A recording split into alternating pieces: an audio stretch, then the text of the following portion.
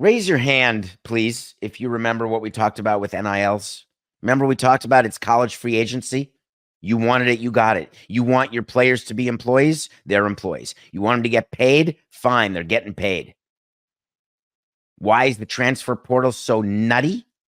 Why is recruiting so different? And why, if you have a kid who plays high school football, all of a sudden everything's different now, or high school basketball, the way you're being recruited, what spots there are on different teams. There has been a trickle down impact of NIL. And whether you're in favor or not, and I told you where I am, I'm more than happy for players to get paid, but do me a favor and don't turn your head and put it in the sand when all the things that come with money happen. UNLV has a quarterback named Matt Sluka, and he walked out on his football team yesterday. He's the starting quarterback. UNLV is 3-0. Remember 2 weeks ago when they upset Kansas? He said to himself, I'm done. He literally walked away.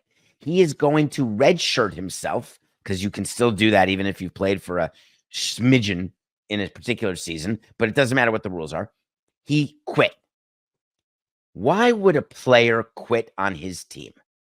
Let's think of some reasons. In the old days, focus on school. Yeah, that one doesn't happen too often. What else? Tragedy in the family. That can happen. People walk away for that. They can't allocate the time. Why else would you walk away? Because you want to move schools. Better school academically, better school athletically. That's a good one. Get hurt. Don't want to get 1,000 concussions. Don't want to have a higher likelihood of getting Parkinson's. All those things are possible. But guess what? We have a new one now. How about a contract breach? Wait a minute. What contract breach? There's no contracts in college football.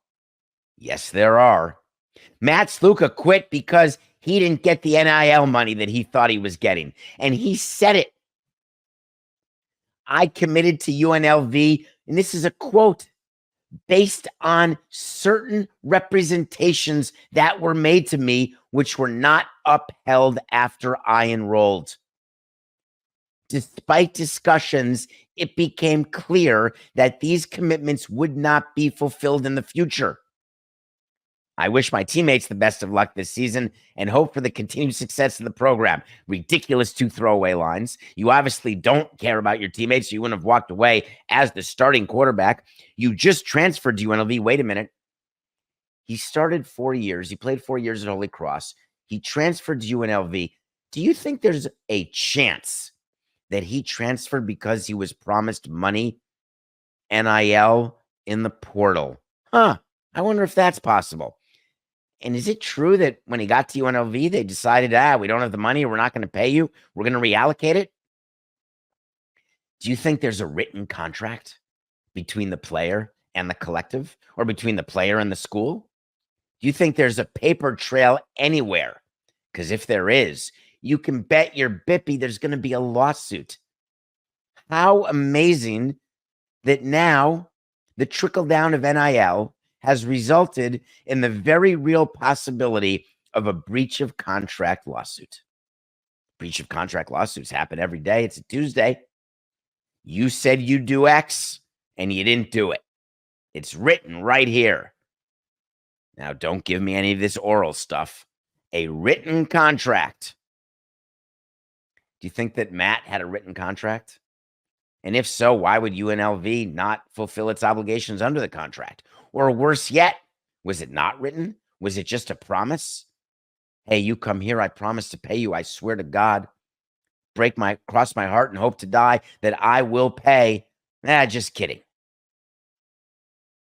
Do you think that if you really want to protect college athletes the way all of these talking heads talk about, then why not? If you're going to be an employee, let's not do at will. Let's do employment contracts.